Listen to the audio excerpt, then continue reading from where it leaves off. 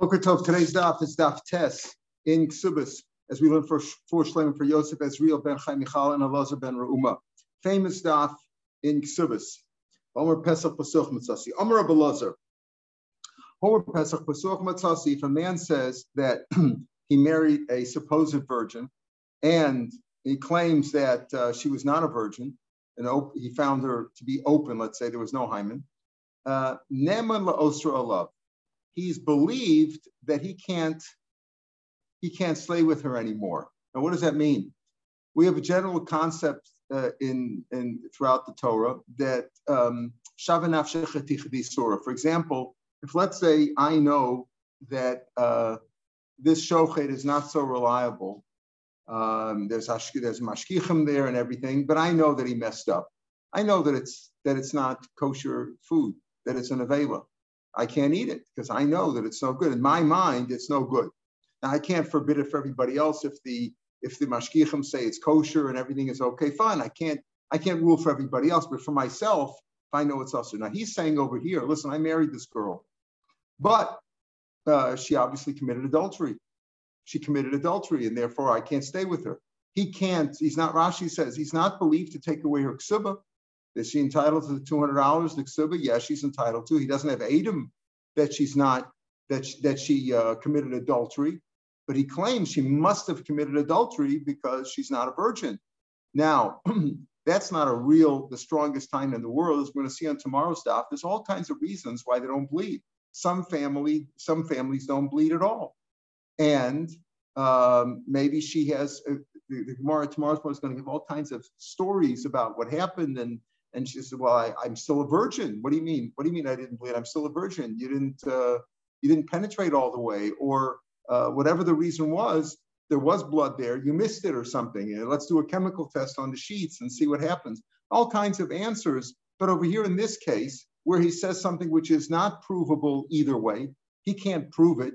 Or, for example, where is the sheet? I call it the sheet, the mapah that they used.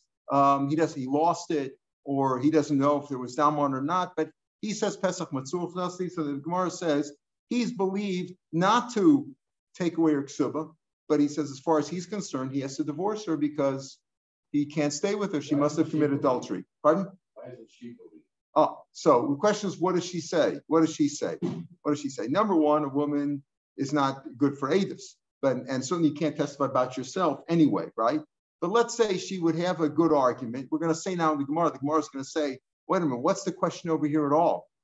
In today's world, why is the fact that she's Pesach Pasuch evidence of adultery? Maybe she did that before they got engaged, right? Maybe she says, yeah, I had other relationships before we got engaged. It's not a sign of adultery, right? So what does it mean? So the Gemara, but he claimed to marry. Okay, so he says, I got a bad deal because she said she was a Ptula. Okay, but we'll see. The Gemara is going to say, she says, okay, so I lied. People say, so I lied. It was a campaign promise, She says, I am. So then prove it. Then we're going to talk about that. Well, all these cases will come up. But the Gemara says, here it's talking about that he's believed as far as he's concerned. In other words, not as far as anyone else is concerned, she's not taken out to be killed. There's no adultery over it. There's no proof. No, there's no kinu stira, nothing. But he's believed for himself that he can't stay with her anymore. So Gemara says, why is he even believe for himself? Just because he said Pesach Pasuch? Number one, like I said, maybe she slept with somebody. Maybe she lost her virginity before they got married, before they got engaged. So then there's no issue over here. She didn't commit adultery. Okay, she's not a psula. You want to argue about the ksuba? Is it $100 or is it $200? Fine, but she didn't commit adultery. And even if she lost her virginity after he had betrothed her, after she got engaged to him, suffik bonus, suffik baratzon. It's a suffik. Did she do it? Was she forced or was it willingly? Now, if she was forced, again, she's not forbidden to her husband. If a woman's raped, she's not forbidden to her husband. So it's a double suffix, what we call a double suffix. It's a sveka. Maybe she got it. Maybe she lost her virginity before they got engaged. And even if she got it, even if she lost it after they got engaged, or right after they got engaged, or right after the wedding, if you didn't consummate right away, but still maybe she was raped. It's a little tzricha.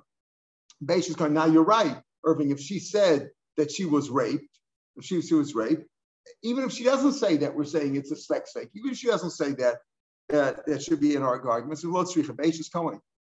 We're talking about where he's a Cohen. If he's a Cohen, raping is not an answer because Beish is Cohen, even if she was raped, is also her husband. Or Beish Yisrael could be talking about all women, Beish Yisrael, going to Kabbalah Ba'avu, Kedusha, and Pachas B'Yim L'Shan and B'Yom Echad. If her father accepted Kedusha for her when she was a baby, let's say 2 years old, 2.5 years old, then she's definitely a psula because she's definitely a psula from the time they got engaged. Because under 3 years old, if somebody punctures her hymen or whatever, she loses her virginity, then it grows back until 3 years old. So the point then is that how do we know that it took place it definitely took place during the, either it's an Ashes Cohen, so even if she was raped, it's only one suffix. In other words, even the suffix maybe took place before they got married, right? Maybe it took place before they got married. So that's one suffix. Okay, one suffix. He's not sure. Maybe she committed adultery. Did it take place before the marriage, before the engagement, or after? Not sure. She doesn't lose her ksuba at this point, we're saying. If that's his whole argument is simply that Pesach Pasuach, that she's not a virgin. Nothing about the blood. He has no evidence about the blood. Rashi says either she's from a family that doesn't have blood or they lost it. Can't prove anything about blood. We're going to talk later about if he has a claim of blood, that there was no blood. But in any case, that's the issue over here. Why is he believed to asr on himself? Even for himself, either because it's only one suffix. Why? Because it's an Ashes Cohen. So the question is, will it take place before or after? Even if she was raped, but if it took place after they got engaged, she still lost her to him because of one suffix. Or Israel, but she was always betrothed from the time she was 3 years old. She was engaged to him. So therefore, she definitely was a virgin when they got engaged. That's the point. And now she's not a virgin. So I got a problem over here. Therefore, he's believed not to hurt her in the sense she doesn't lose her financial guarantees, the ksuba, but he can't stay with her. That's what Rabbi Lazar says. Yeah, the practical issues are going to. He has to give. Right, he has to give her a get now. That's the point. Right. So No. The question is no. No. That's not good enough. You don't have to give her. In other words, she's also to him. No. He would want her, except he feels that he can't. He would want her. If he wants to divorce her, of course he can divorce her. The issue is if he doesn't want to divorce her. But he says, listen, I found Pesach Matzuach. He's very frum. And he says, look, I love her and I want to stay with her. Now, he's not trying to accomplish anything. He's trying to tell the truth. He's trying to say, this woman is Pesach Matzuach. And therefore, and what should I do? And the answer is, he has to divorce her. Why? Because as far as he's concerned, Pesach Matzuach Matzasi, he's believed to asser her on him. Of course, if he wants to divorce, he could divorce her. But the point is that it's us of him. And in today's world is different anyway because of all the complications and the proofs, etc. But in today's world, when he can't divorce her against her will, if she doesn't want to get divorced, this could be a reason why the person would say, yes, you have to get divorced. Because as far as he's concerned, he can't stay with her. That's what the Gemara says. The Gemara says, my kamash balan. Okay, so there's one suffix. Now, this is also a weird case. Only Ashes Cohen on the one hand, Ashes Cohen, or if he got engaged when she was 2.5 years old, which is also almost unheard of today. Okay, so that's a rare case. But Michael, what's the chiddush in that Tanina? We learn a man tells his woman, I'm engaged to you. I got engaged to you. She says no. She's confused with identity. You didn't have identity, whatever it was. He knows he got engaged to her, and she's forgotten. Maybe she's lost her mind or whatever. She thought it was somebody else, and she says no. She can marry his relatives. In other words, she can marry his brother, because as far as she's concerned, she's not married to this guy. But who else? But he can't marry her relatives. Now, there's no proof. But the Edom are gone. There was Edom at they're gone. There's no proof, obviously. He can't marry her relatives. Why? Because as far as he's concerned, he's married to her. So he can't marry her sister or her mother or her daughter, right? Because as far as he's concerned, because again, what does it mean? It's not proof in a court of law. That's not proof that he says, I'm married to you. That's no proof that they're really married. But as far as he's concerned, as far as he's concerned, he says he's married to her. So we already see this idea that if you say something, as far as you're concerned, you have to abide by what you saw or what you think. He knows he got engaged to her.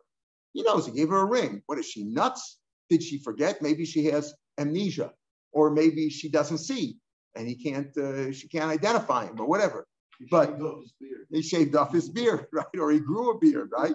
Mao to say, he knows he got engaged to her. Avalacha, make him look. He's not so sure. After all, do men really know?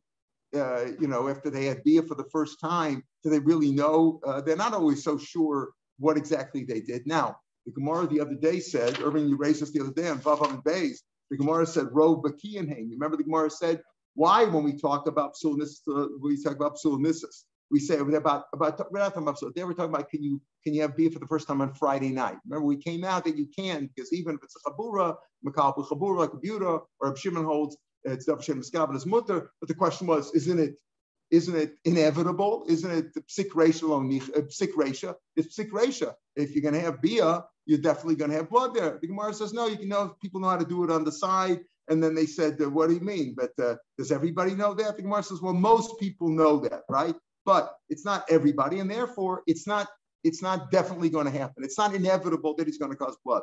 So Tosas over there discusses it on Bava and Beis, and Tosas says that what about other cases? He brings down the famous case of Shmuel that he says he knows to do it. They're talking about penetration. We say over here that most people can have bia, even for the first time, without drawing blood. That's because they didn't penetrate fully. That's already a different story. You understand? We said most people, or you asked the other day, how many times, we're going to talk about that tomorrow. When a bacher came over, a yeshiva bacher came over and says, listen, I got married to her. He says, so they beat him up. He says, how do you know these things? You must be with the Zonas all the time. And they beat him. You understand? Because how do you know these things? But when we say over there, Rov Bakiyin, and therefore it's not inevitable that he's going to cause blood the first time. It's because he didn't fully penetrate. But if there's full penetration, normally there's blood. So normally, there's, like you said, there's a family, the Durkati family, we're going to talk about it on Yomi tomorrow's Daf. They don't have blood. There are people who don't bleed, or other reasons why you missed it or whatever. But over here, this is not the issue. We're not talking about blood. We're talking about where he simply says, I found her not to be a virgin. So it's not much of a proof. You can't take your ksuba. What do you know? What do you know about virginity? What are you, a gynecologist? What do you know? You had beer with her. So therefore, but as far as he's concerned, Rabbi Lazar says, you know what? He can't stay with her, and therefore he must divorce her, even if he doesn't want to. It says, "Mar mi Rabbi Lazar hachi." Did Rabbi Lazar really say that? Just on a taina like that he should be believed and he can't stay with her? The only way that a woman is also to her husband is only if she was like a sota. Kinyan steer. What is kinyan steer? We learn beginning of sota that he has to warn her in front of Adam. Machlokas about the 2 and the 1 by the kinyan steer. But let's assume he had 2 Adam for kinyan. He warned her, stay away from that guy. Then there were 2 Adam who saw her secluded with that guy. Only in kinyan steer. Ukamaisa shahaya. Now the Gemara Shahiyah is referring to the famous story with David and Bathsheba. So the Gemara says, right, what do you mean the Maisa Shahiyah? Maisa Shahiyah was not kinyan steer. The Gemara says, whatever, Tizbra. So the question is, Rabbi says, how do you say this man can't stay with his wife because he claimed that she wasn't a virgin? Just because of such a claim. Rabbi Lazar himself said that a woman is not forbidden to her husband unless there's kinyan and stira. Or like the Maisa Shahiyah. The Gemara says, what do you mean the Maisa Shahiyah with David? What are you talking about? It is where Maisa Shahiyah became Stira. Was the story with David and Bathsheba with kinyan and stira? There was no warning over there. Uriah did not warn him, and nothing like that. Both miasrua. When there's kinyan and stira, what's the rule of a sota? Once there's kinyan and stira, right? That she's a sota and she can't stay with her husband or with the alleged adulterer until this issue is resolved. And it wasn't resolved with David. David stayed with his holocaust. This is what it means. A woman is only forbidden her husband. Only if there was kinyan and stira. Mimaisa shahaya. From that story, the law of the kinyan and stira. By David, there was no kinyan and stira. And velo itzra, and she wasn't osra, meaning that she wasn't osra to David or to Uriah if he had come back, etc. Right? So they'll have a kinyan steer below itzura. But if there would be kinyan steer, from that story you see that you're only usher, she wasn't usher over there because there was no kinyan steer. Mikol makom kasha, but it's okay, fine. So in the story you don't have a kasha. We'll come back to the story in a minute. But mikol makom kasha, kinyan steer ain't pesuch lo. And when is she usher her husband? Only if there's an issue of kinyan steer. If there was a warning in front of Adam and seclusion in front of Adam. But just a claim of Pesach Pasuach does not make her forbidden to her husband. Even from his frumkeit, he's coming to say, listen, Pesach Pasuach is okay, it's not a problem. What do you know? What do you know? There's no kinyan steer over here. What do you mean? Blazer says, you only usher your husband if there's kinyan steer. And if there's Adam who saw them in the act, and then the act means literally in the act. What we saw first, they saw the penetration. Adam saw the penetration. You don't need kinyan stira and drinking. She's also right. Adam would not work. Elahachi kamar. Maybe you wouldn't kill her if there was no hasra, but the point is she definitely asked her husband. If two Adam saw the act of adultery, literally the entire act, you don't need kinyan stira. That's it. She's forbidden to her husband. So, but what are you going to say? Only kinyan stira, not Adam? Does he say Adam is not good? Of course, there's Adam. If there's Adam, for sure that's good. If Elahachi kamar, this is what he means to say. Rabbi Elazar said, "Einesh nesral bala be'eit echad." Eit echad doesn't forbid it, right? Because it says, "Al pishnayim Adam yakum davar." The ain't davar shpe'er pach mishnayim, and it's learned that just like by money matters. Same thing with erva. Erva and money matters is always with two Adam, right? Einesh nesral bala be'eit echad el b'shnei Adam, only two Adam. That's number one. That's when we say einesh nesral bala. If there's only one aid, unless you have two Adam. Or kinyan stira afilu beid echad. If there was kinyan stira and one aid saw them in the act after the kinyan stira, that would also be usher. The truth is with kinyan stira, that's enough already to bring them to. But even if there was one aid is okay if you had kinyan stira to usher her. Pesach, you don't need the aid for. But if there was one aid and there was kinyan stira, if there was only one aid who saw them in the act, it's meaningless. If you had kinyan steer and one aid, then you don't need the aid in that case, right? Then I feel aim betuma el aid echad seveid aim but, right? Because aim but you don't need the aid. The aid wouldn't be able to do any more than that. Pesach pasuch kishnei adim. That's what it needs to say. In other words, it's not that it's only kinyan steer. It's either two adim. One aid isn't good enough. You need two adim, or kinyan steer with one aid, or Pesach Pasuch. Pesach Pasuch Kishnei Edom Dami. Why is Pesach Pasuch Kishnei Edom? Because as far as he himself is concerned, he says that's proof. This woman committed adultery. Again, we're not sure. We're talking about a case where if it's a Yisrael, she was always engaged him from the time that she was a little baby, so that she had to be a virgin, right?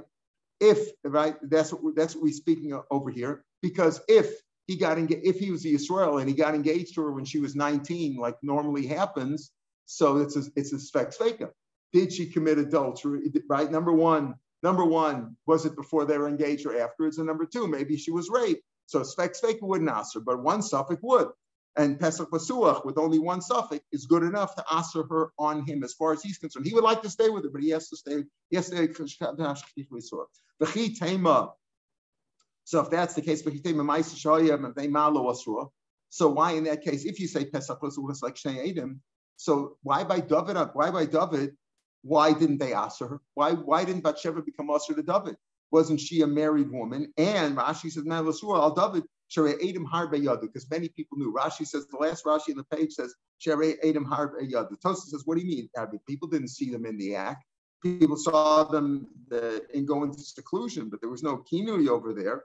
So Tosafos says that if the Pesach was Shlai Edom, why didn't they answer David? Because David knew that he did it. In other words, why wasn't she answer to David? Because David knew what he did. Forget about the Edom. That's like Pesach Pasuach. He knew what he did. So why wasn't she answer?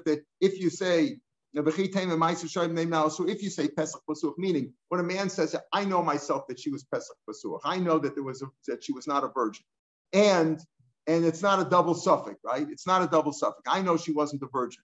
Either in the case where it's Eishes Kohen, we said, or Eishes Yisrael, give a big from the time. So there's only one suffix over here, right? Was it in the case of Eishes Yisrael, was she raped or not? So if that's the only suffix, she's also because he knows himself. Well, David also knew what he did. Why didn't they answer her there? Hasam onus habis. The Gemara's first answer is no. She was forcibly taken.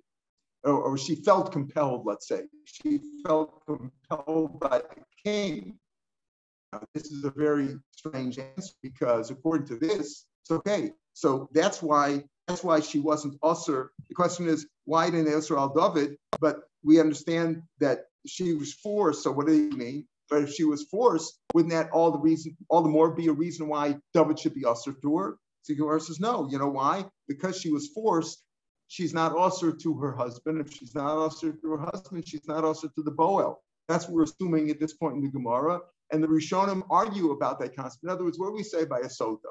Woman at Kini and Stira, she's not allowed to stay with her husband until such time as she drinks, right? That's what you mean by sota. Sota means she's a suffix. We're not sure she's under suspicion of committing adultery. If she for sure committed adultery in front of Adam, then of course she's usher to her husband. He has to divorce her right away. If there's Adam and Asra, he'd kill her. If there's no Asra, then you wouldn't. But she has to leave her husband. So it's a suffix anyway. But what do we say when it's a suffix? Also labal, also labal. She's also to her husband. She also to her husband. Also to the suspected, to the alleged adulterer. Right. So over here he says since she was an omer, she's not also to her husband. Therefore she wasn't also to David also. But at the end of the day, is that really the halacha? Is that the halacha? So that's a shalom among the Rishonim. Or the other answer is, you know why? So if David knew what he did, why didn't the rabbi say David knew what he did, and he was a tzaddik, so why did he stay with her? Last line in Tosfos, V'apishos tshuva, even though he did tshuva, because you say he didn't really sin, but he did sin, and at his degree he did sin. He kept her. If she would have been ushered to him because she committed adultery with him, then he wouldn't have been able to stay with her. So the other answer is V'baisema. Famous line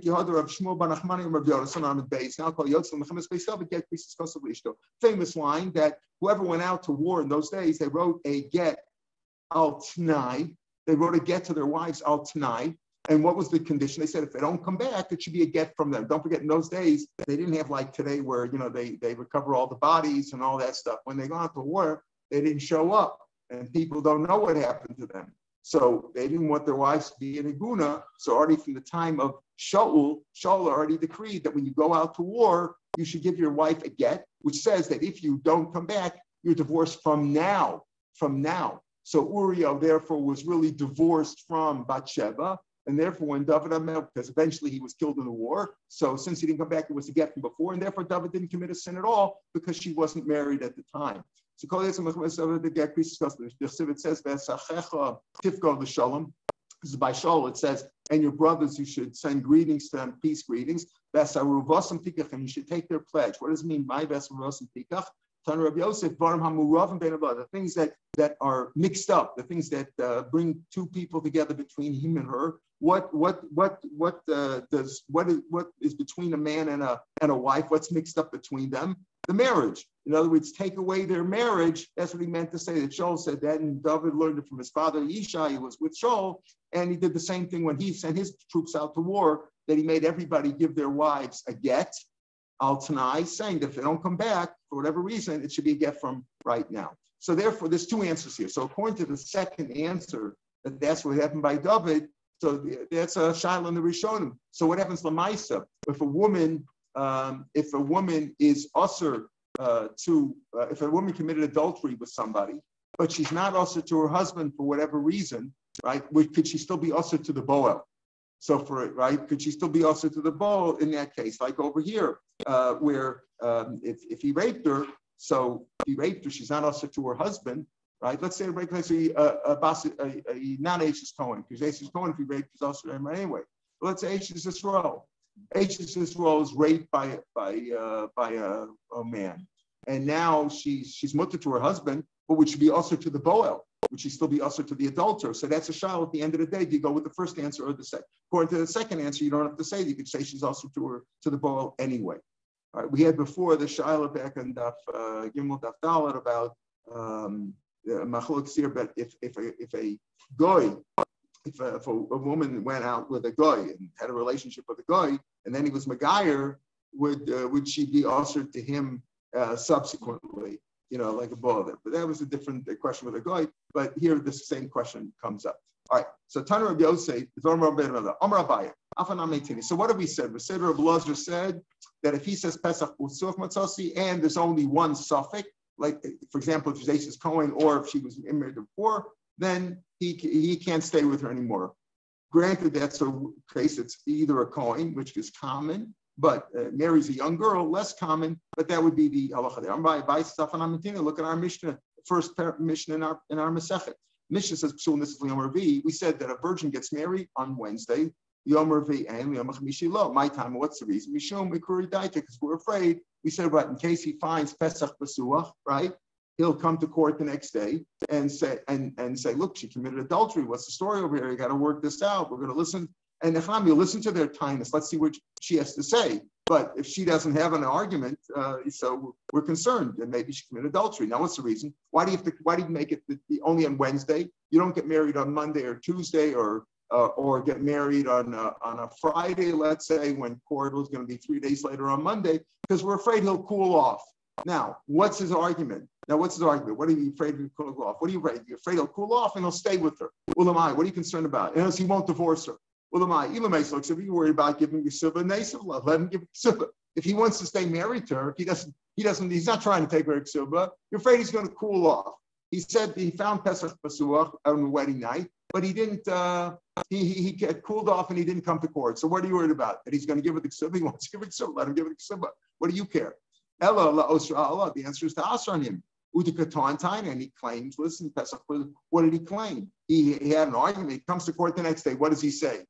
I didn't like the hors d'oeuvres at the wedding. I mean, what is it? His argument is Pesach B'Suach. My love, the Katan is Pesach B'Suach, and we see that that's a valid argument. That if he comes to court with the Pesach B'Suach, so that's our Mishnah is also this. So that's the question we see in our Mishnah. If he says Pesach B'Suach, that it's a good argument. He says, well, the Katan is dumb. And speaking about no, he has a stronger argument. He says there was no blood. He says there was no blood. For example, he says there's no blood. In case where there's no blood, that's a stronger argument. That's a much stronger argument, and therefore, morning, Kurt. Good morning. And that's a much stronger argument, and therefore, right, and therefore, that would be an argument that would carry the day. In other words, Rav Elazar says even the time of Pesach B'Suach is enough to make mean that she's usher for him, and he would have to force her. But from our Mishnah, it could be speaking about the time of Rav, but like you can't say again. In our case, you could say, listen, does he really know Pesach B'Suach? What does he know about Bia? What is he, an expert in this stuff? He doesn't know. But blood is pretty clear. There was no blood there. That's more of an argument. Now, it doesn't mean that argument will not be countered. If he comes to court the next day, he comes Thursday morning to court, and he says, look, there was no blood. That doesn't mean that automatically they have to get divorced. Maybe they lost the sheep, or maybe she's not a bleeder. She's from the families that don't bleed. We'll see, maybe the blood got lost in the sheet, and when they do a chemical test on it, they'll find the blood. Doesn't mean but at least you have to come to court. We're afraid if you wait a few days, you won't come to court. So what's the argument you're talking about? The argument of blood, just Pesach B'Suach. Maybe that's not an argument. I'm Rabbi Shmuel. Now he says, he says he is believed to take away Ksuba. Didn't we just say Rabbi Elazar said not?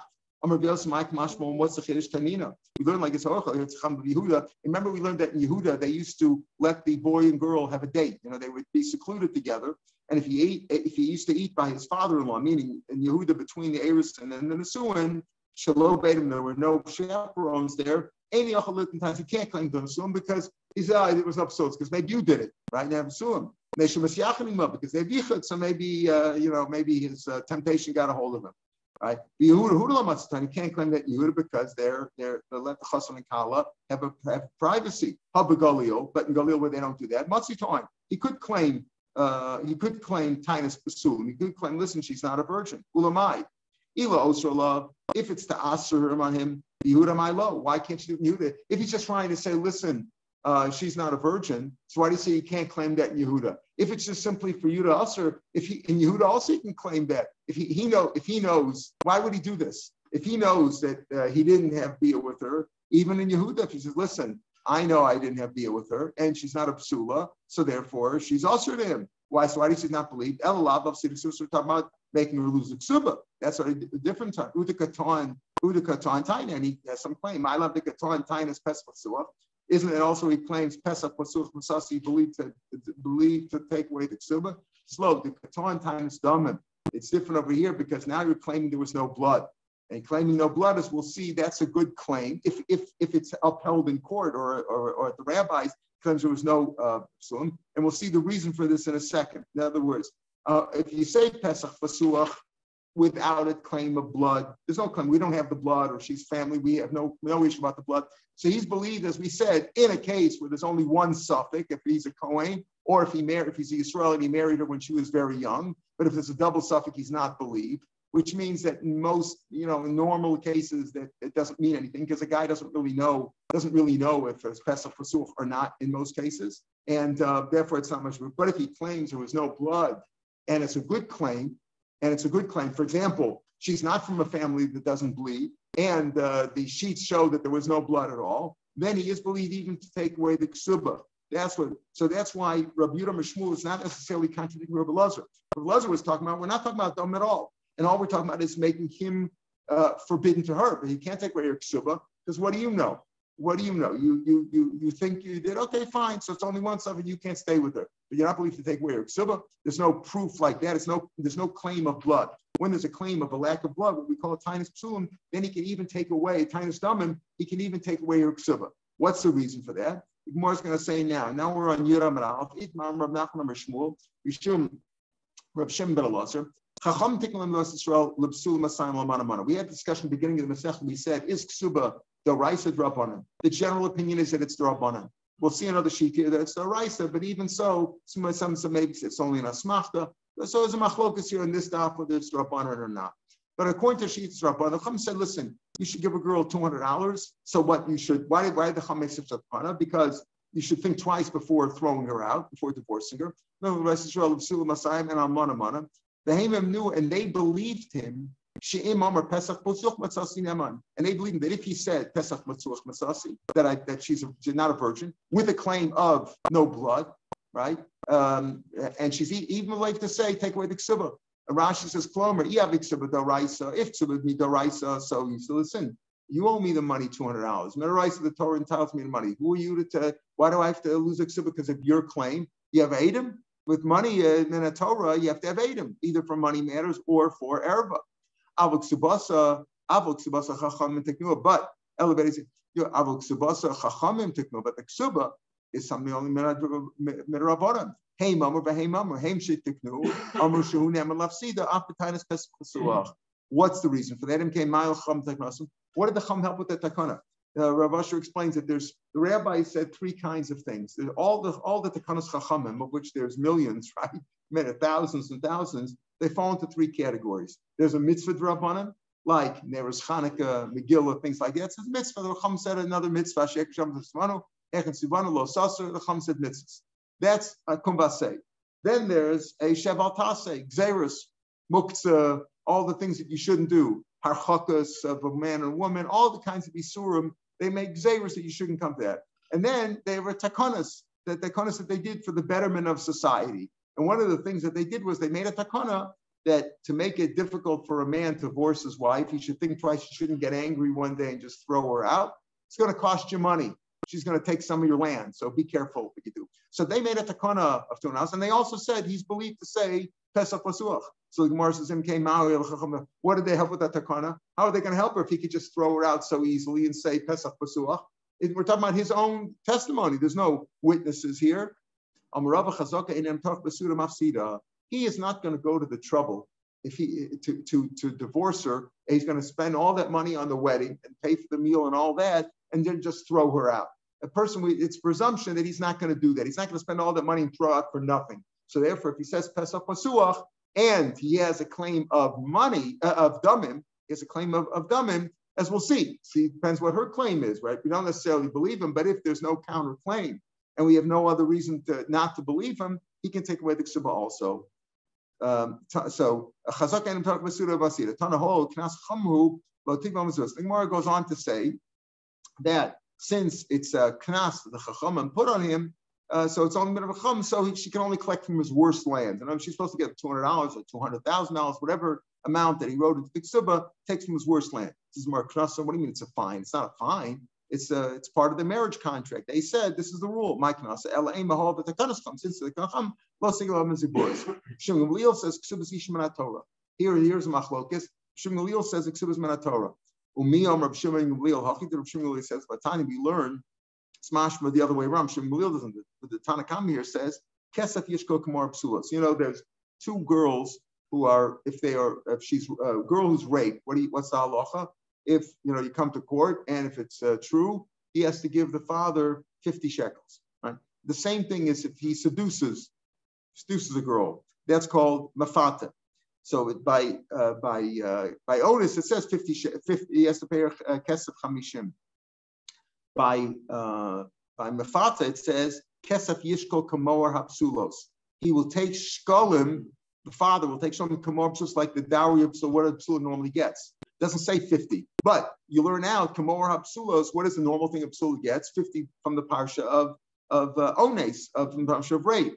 Shehezek kamor hapsulos umor hapsulos, and the dowry that talks about by the girl who was raped kazeh like this, that it's shkolim. Shkolim it might be a cheaper kind of silver money like mos, which is a mos only like 1/24 of a shekel. He says, no. We're talking about the 50 has to be 50 shekels. And the 50 shekels is really the equivalent of 200 dinar or 200 zuz. Dinar and zuz is the same thing because there's 4 zuz to a shekel in the Torah. It's called a sel in the Chum's Lashon, but in the Torah's Lashon, a shekel is 4 zuz. And that's how you get the 200. So he says, so this is Torah. The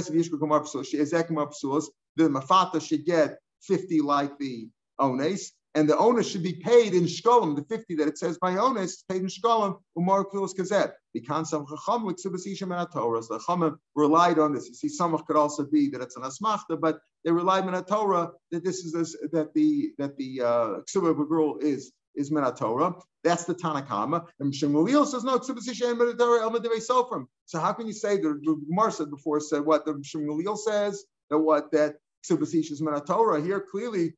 Rav Shmuel says the other way around. The Tanakhama says min Torah. He says it's only made every sub. It's only Rabbanan. Eipach. We'll turn around this last one. We'll say no. Rav Shmuel is the one who says Kesef Yishko Kamar Psulos teaches me that Ksubas is min Torah, and the Chacham says it's Rabbanan. Why do you turn around the last price? This last price.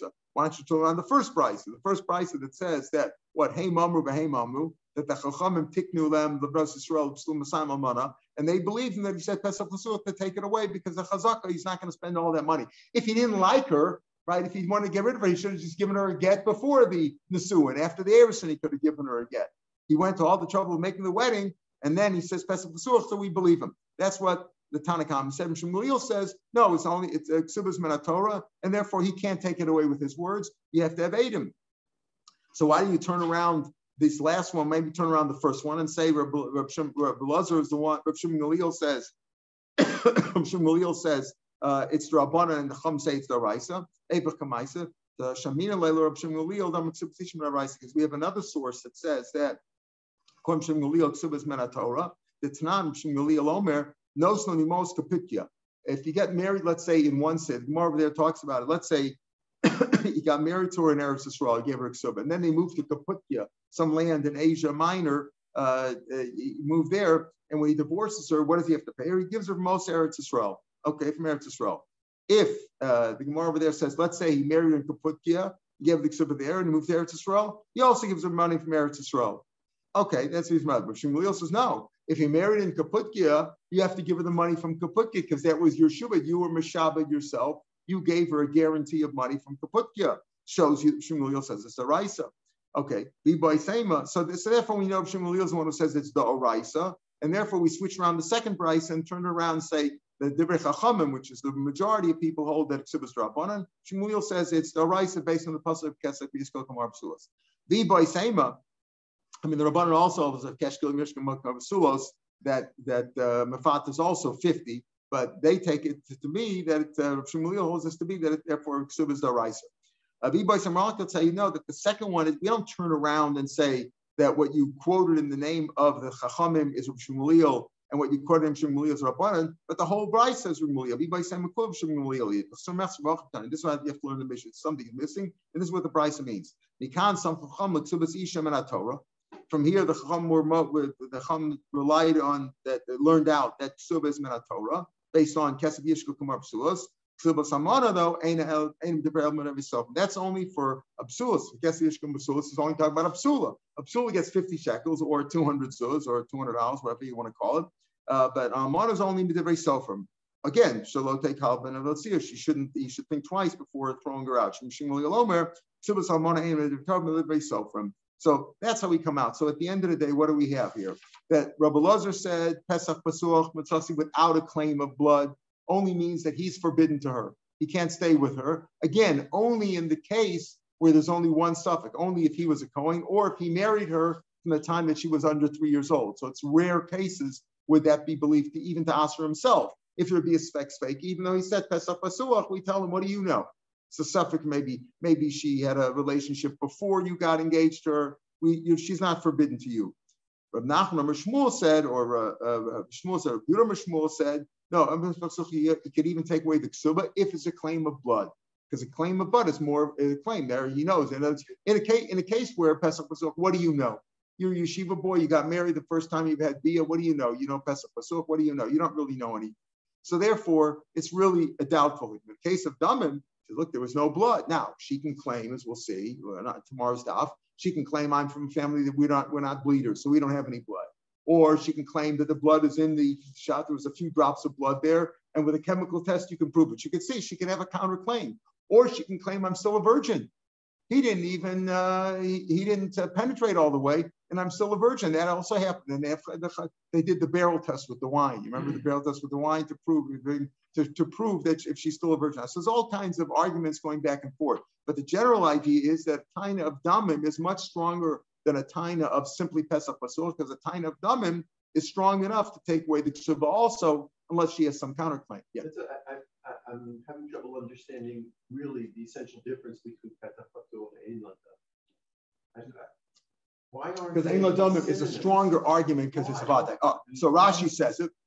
So Rashi, because Pesach Pasuach simply means Pesach Pasuach simply means I think she wasn't a virgin. He had no other evidence. Right. You know, but in the case where he says over here, Tainas Damim, take a look in Rashi about let's say 10 on Testament days, about 10 lines down in the narrow lines in Rashi. Tainas Damim, the Tainam of Urerasi, it's a clear thing. There's no blood. You're looking at the sheets. There's no blood. The Lekolamim, you can't say he doesn't know. Look, you can say Pesach Pasuach. What do you know? You really know? You've been there often. I mean, how do you know if it was Pesach Pasuach or not? But the time of dam does not. About Pesach Pasuach, he doesn't know. But Pesach dam, there's no dam here. We looked at the sheets. There's no dam. Nothing came out. And usually there were. We said they had shushvina, and they had people that there were sheets, and they had people who came in afterwards. But it was lost. Or he says, I know there was no blood. That he's more sure of it. He's more sure of it. It doesn't mean that it's a proof of a murder or something like that. You know, it just means that he's more sure of it. In the case of Pesach Pasuach, what does he really know? In the case here, he knows there was no blood. Now it's lost, so he can't prove, but he knows. So it's a stronger claim. So is it strong enough to take away the ksuba? Yes, if you hold ksuba's drabanan like we hold, the Chacham said ksuba, and the Chacham said also, listen, we believe him when he says there was no dam, unless there's a counterclaim, as we'll see in the stories that come up on tomorrow's daf. We believe when he said that because there's a chazaki. He's not going to spend all the money, $100,000 on a wedding or whatever it is, spend all the suda and have all his friends come just to throw her out, just to lie about this. If he didn't like her, he would have divorced her before. That's the argument of the Gemara here. But again, in real life, we'll see from the cases that came up. Tomorrow's Gemara is going to have all kinds of cases where they came up, and in most cases, we don't just accept what he says. In most cases, especially if he's a bacher. Especially if he's not a veteran, you know. Yeah. So I mean, he has a couple of classes beforehand. Right. And that's right. That's right. I'm just trying to figure out why. That's why. Right. It would be almost impossible in real life. It would be almost impossible because number one, in today's life, who gets married when she's 3 years old? Right. And we tell them we're going to see all these cases. What do you know? So it's in most cases it wouldn't happen. It would be an extremely rare case that she would be usher to him and he would have to divorce her based on the fact that he felt that it was Pesach Pasuach alone. There's no time of them. All right, we'll pick it here on tomorrow's daf. Daf Yud is on the podcast. And on Sunday, from this point on, picked it up from here. And on Sunday, we'll start from the top of the Daf Yomi, the Mishnah Daf Yomi. Shabbat Shalom. Kurt, are you okay? You just slept late? You don't feel good? You're muted. You're muted. We can't hear you. You're muted. I can't hear you. What did you say? No, you're still muted. All right, we'll catch you later. We'll catch you later. You're muted. We can't hear you.